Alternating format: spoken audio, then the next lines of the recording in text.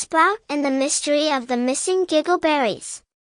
Sprout, the magic green deer with his glowing fur and sparkling antlers, woke up one morning in his Giggle Grove feeling refreshed and ready for another day of granting silly wishes. But something was wrong. His favorite giggleberry tree, the biggest, juiciest, and silliest of them all, was bare. Not a single berry was left hanging. Sprout's golden eyes widened. "Who would dare steal my giggleberries?" he muttered, stamping his hoof. The ground shimmered with his magical energy, but it revealed nothing. He needed help. Meanwhile, in the nearby village, Ellie, Max, and Toby were busy perfecting their prank skills. Ellie was testing her spring shoes by bouncing over fences, Max was practicing his chipmunk voice, and Toby was trying to balance a stack of cookies on his nose.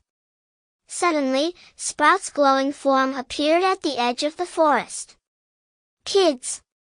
I need your help," he called out. The trio sprinted to him, curiosity sparkling in their eyes. "What happened?" Ellie asked.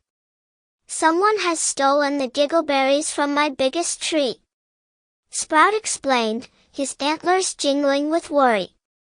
Toby gasped. "No giggleberries?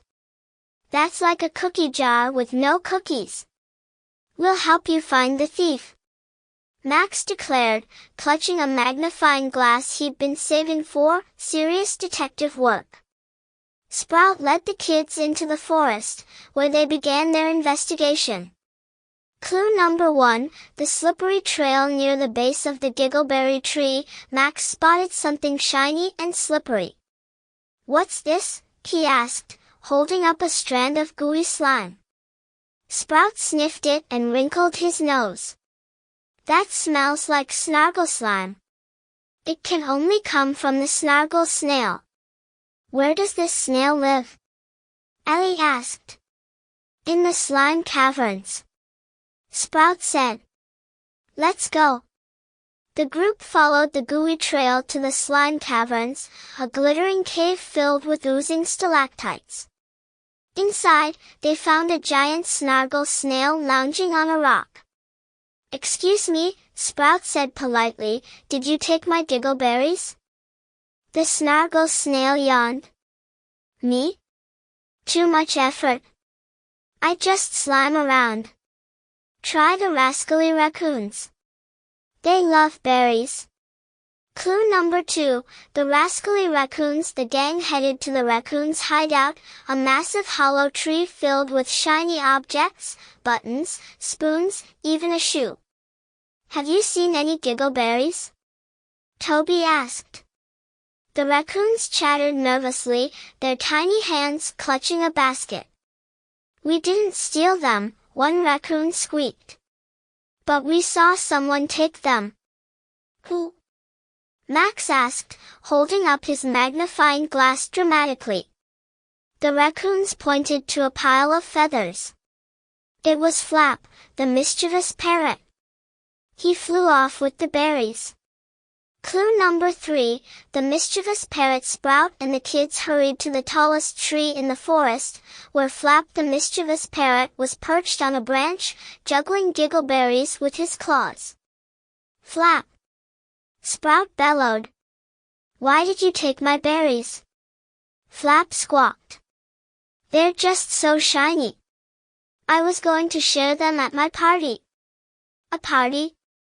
Ellie said, bouncing on her spring shoes to get a better look. "Why didn't you invite us?" "Because you're not birds," Flap said matter-of-factly. "But I guess you can come if you want." "Only one problem, the berries fell into the Giggle Creek while I was juggling."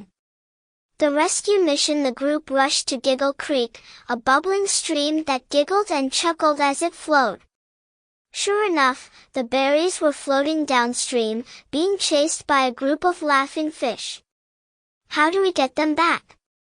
Toby asked. Sprout grinned. "Leave it to me.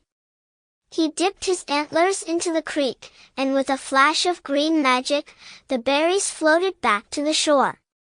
But just as they collected the berries, Flap squawked, "Party time!" The laughing fish leaped out of the water, the raccoons brought shiny decorations, and even the Snargle Snail slimed over to join in. It turned into the most hilarious party the forest had ever seen. The kids, Sprout, and all the creatures danced, laughed, and ate giggleberries until their sides hurt. The lesson: as the sun set, Sprout looked around at his friends and smiled.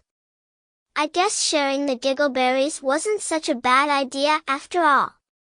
Ellie grinned. As long as we get invited next time.